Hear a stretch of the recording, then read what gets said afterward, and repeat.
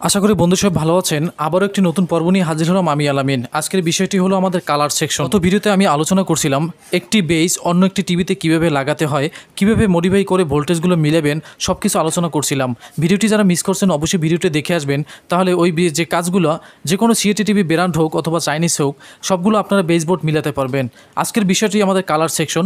Colour section কোথা থেকে আসে, কালার সেকশন মূলত কয়টি সেকশন, কালার সেকশন কোন কোন পার্টস থেকে আমাদের এইসব সমস্যা দেখা যায়, কালার সেকশন কত প্রকার, সব কিছু বিস্তারিত আলোচনা করব। ভিডিওটির সাথেই থাকুন।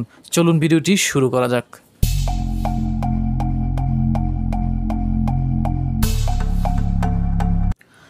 ফিরে আসলাম মূল ভিডিওটির অংশে।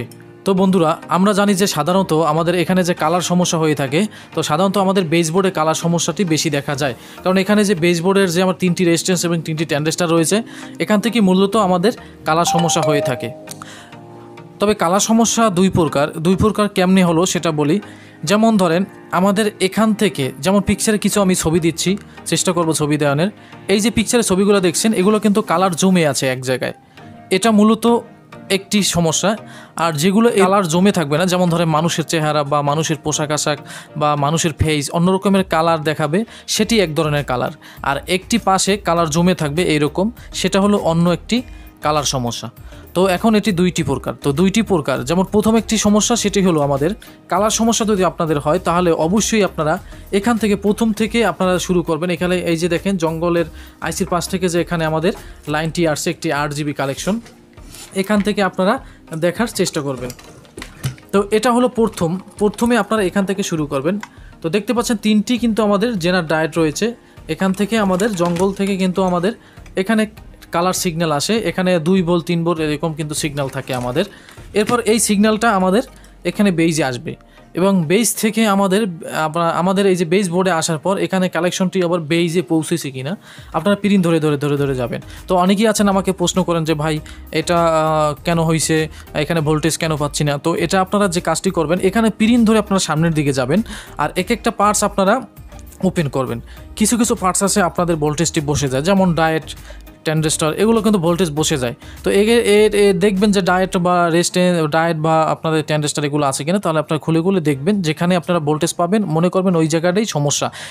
এর ওপারে যদি ভোল্টেজ না যায়, মনে করতে হবে যে ভোল্টেজ বসে গেছে। অনেক সময় কিন্তু আমাদের বেইজে শর্ট হয়ে থাকে।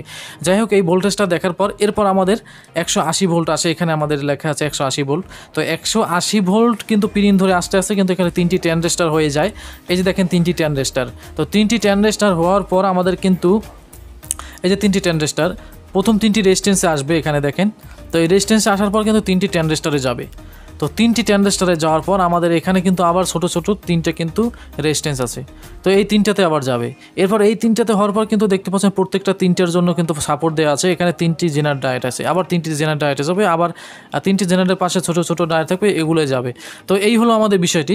তো 180 ভোল্টেজ আপনারা প্রথমে ফলো করবেন এখানে আসে কিনা, এরপর আপনারা রেজিস্ট্যান্স দেখবেন। অনেক সময় দেখা যায় রেজিস্ট্যান্সটি অনেক গরম হয়ে যায়, এটা কোনো সমস্যা না। তবে অতিরিক্ত গরম হলে বুঝতে পারবেন, এই রেজিস্ট্যান্স যদি অতিরিক্ত গরম হয় তাহলে আমাদের ট্রানজিস্টর যে কোনো একটি শর্ট। এখন কিছু বিষয় আছে, যেমন এখানে রেজিস্ট্যান্স যদি 3টে খারাপ হয়ে যায় বা একটি খারাপ হয়ে যায়, একটি খারাপ হলে পাশেরটা আপনারা চেঞ্জ করে দিবেন। কারণ পাশে যখন কোনো কম্পোনেন্ট থাকে, কারণ তখন কিন্তু এটাও কিন্তু আঘাত লাগে। তারপরে আপনারা অনেক সময় দেখা যায় রেজিস্ট্যান্স লাগানোর পরও ঠিক অন্য সমস্যা দেখা যায়, 3টে পাল্টে দেবেন। আবার এখানে কিন্তু 3টি কিন্তু এখানে ট্রানজিস্টর রয়েছে। 3টি ট্রানজিস্টর যদি খারাপ হয় বা একটির যদি আঘাত লাগে, দেখেন একটির সাপোর্ট ছাড়া কিন্তু অন্যটা চলে না। এই ভোল্টেজটি কিন্তু অন্যটার লগে সংযোগ আছে। একটি খারাপ হলে আপনারা 3টাই ফালাই দেবেন, কারণ 3টার ভিতরে একটির দেখা গেল সামান্য সমস্যা থাকে বা ভ্যালু নষ্ট হয়ে থাকে। অবশ্যই আমার সাপোর্ট থাকবে, আপনারা অবশ্যই আমি বলবো 3টেই আপনারা চেঞ্জ করে দেবেন। ট্রানজিস্টর যদি একটি চেঞ্জ করেন, 3টি চেঞ্জ করবে, এগুলো বেশি দাম না, পুরনো সার্কিট থেকে কালেকশন করা যায়। আর এখানে জেনার ডায়েট যদি আপনারা খারাপ হয়ে যায়, তাহলে আপনারা 3টাই ফেলে দিবেন। আর এই জেনার ডায়েটের লগে কিন্তু আমাদের ভোল্টেজ, জেনার ডায়েট যদি শর্ট হয়ে যায় তাহলে কিন্তু আমাদের রেজিস্ট্যান্স গরম হয়ে যাবে। আবার যদি এখানে ট্রানজিস্টর আছে, এখানে ট্রানজিস্টরের জন্য কিন্তু আমাদের রেজিস্ট্যান্স গরম হয়ে যাবে। এই হলো এক প্রকার কালার। আর এই সিগন্যালগুলো যদি আমাদের বেইজ বোর্ড যদি ভাঙাস পড়ে যায়, তাহলে কিন্তু আমাদের পিকচারে কিন্তু কালার দেখাবে না। এই বেইজের জন্য কিন্তু আমাদের সমস্যা হতে পারে। এই গেল আমাদের এক প্রকার কালার। আপনারা প্রথমেই আবার বলছি, জঙ্গল থেকে যে সিগন্যাল আসে RGB, এটা দেখবেন। এটা দেখার পর এখানে 180 ভোল্ট থেকে যে আমাদের সিগন্যালটা আছে, সম্পূর্ণ ভোল্টেজ দেখবেন, এই নিয়ে বিস্তারিত ভিডিও আছে। এরপর আরেকটা যে কালার সমস্যা আমি বলছিলাম, সেটি হলো, আমি একটু ক্যামেরাটি একটু দেখাচ্ছি।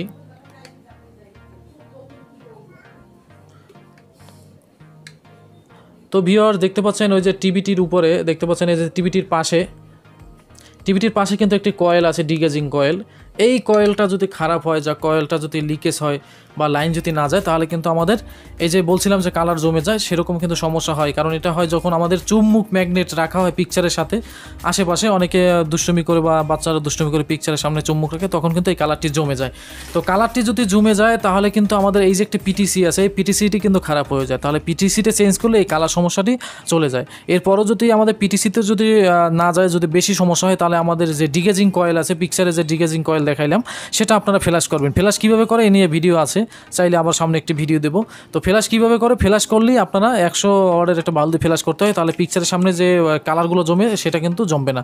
তো কালার দুই প্রকার, আশা করি আপনারা বুঝতে পারছেন। যেটা আমাদের এখানে পিটিসির মাধ্যমে যে কালারটি হয় এবং পিকচারের যে কয়েলের সাথে যে পিকচারটি পেঁচানো থাকে, ওইটা দ্বারা আমাদের কালার সমস্যা হয়, জমে যায়। আর একটা হচ্ছে আমাদের বেসবোর্ড থেকে এরকম সমস্যা হতে থাকে। সেটা আমাদের জঙ্গল থেকে যদি সিগন্যাল না আসে, তারপরেও কিন্তু আমাদের সমস্যা কিন্তু হতে পারে। তো বন্ধুরা, এই হলো।